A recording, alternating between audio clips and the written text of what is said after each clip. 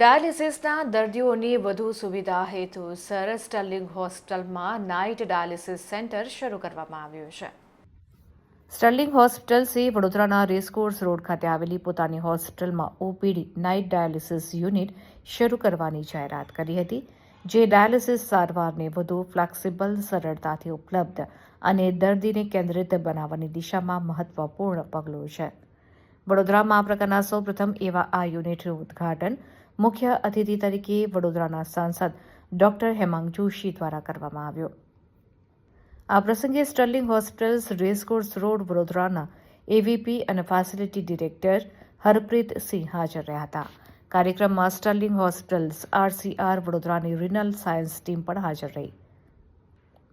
તો નવું શરૂ કરાયેલું નાઇટ ડાયાલિસિસ યુનિટ ખાસ કરીને એવા ડાયાલિસિસના દર્દીઓની સામાન્ય મુશ્કેલી દૂર કરવા માટે બનાવવામાં આવ્યું છે, જેમને સારવારના સમય અને પોતાના કામકાજ તથા વ્યક્તિગત જીવન વચ્ચે સંતુલન સાધવામાં મુશ્કેલી પડે છે.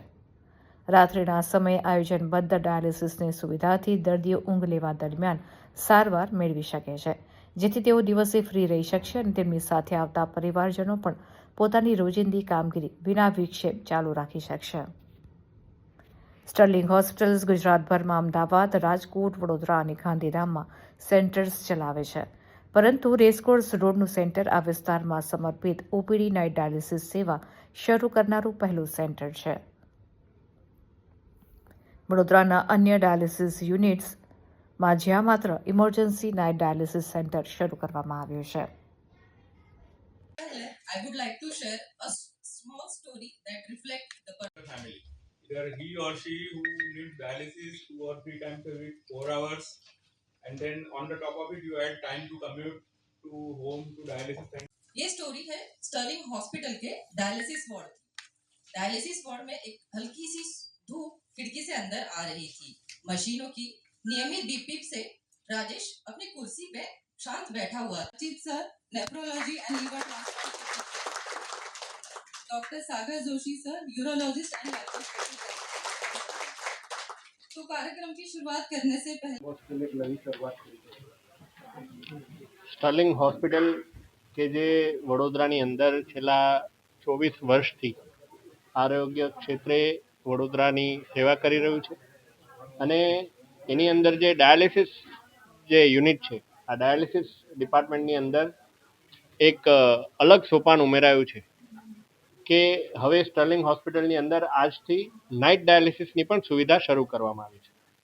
આ સુવિધા એટલે આટલી અતિ મહત્વપૂર્ણ છે કારણ કે જ્યારે કોઈ વ્યક્તિને ડાયાલિસિસ માટે લઈને આવવાનું હોય તો એની સાથે એના રિલેટિવને પણ આવવાનું હોય છે અને જ્યારે રિલેટિવ પોતે એમના જે જીવનની અંદર પોતે ક્યાંય ધંધો કરતા હોય, નોકરી કરતા હોય, તો જ્યારે ડાયાલિસિસના કારણે એમને પણ પોતે રજા પાડવાનું થતું હોય છે ને, એના કારણે ઘણા વ્યવસાયિક કે એના ધંધાકીય એમને ચેલેન્જીસનો સામનો કરવો પડતો હોય છે. ત્યારે ના માત્ર દર્દીઓનું પરંતુ સાથે સાથે દર્દીઓના સગાનું પણ વિચારી અને સ્ટર્લિંગના જે ડાયાલિસિસ ડિપાર્ટમેન્ટના તમામ તબીબો, ડૉક્ટર કમલેશભાઈ, ડૉક્ટર માધવભાઈ, અર્ચિતભાઈ, સાગરભાઈ અને આપણા સ્ટર્લિંગના જે ડાયરેક્ટર છે એવા હરપ્રીતજી, એ બધાએ ભેગા મળી અને આ એક નવો નિર્ણય કર્યો છે. એ નિર્ણય એ વધાવવા લાયક છે અને આ નિર્ણય માટે હું એમને અભિનંદન પાઠવું છું.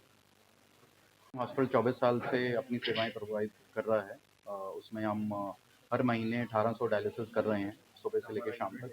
बट कोई भी सेंटर ऐसा नहीं है जहाँ पे नाइट डायलिसिस अवेलेबल हो रहा है। जैसे आपने सुना कि कॉर्पोरेट हॉस्पिटल पेशेंट्स भी यहाँ पे आए हुए थे, तो उनके लिए कितना बड़ा बून है जिनको छुट्टी लेके अपना टाइम निकाल के अपने रिश्तेदार के लिए, रिलेटिव के लिए टाइम नहीं मिल पाता और अपना टाइम नहीं दे पाता। सो पहले ही वो मेंटली उसको प्रॉब्लम होती है, फाइनेंशियली भी प्रॉब्लम हो रही है। तो ये टाइम जो उसके लिए हम स्टार्ट किया रहा, शाम को 8 बजे से सुबह 8 बजे तक एक नंबर दिया जाएगा, उस नंबर पे फ़ोन करके अपॉइंटमेंट ले सकते हैं ऑन वो सर्विसेज का फ़ायदा उठा सकते हैं।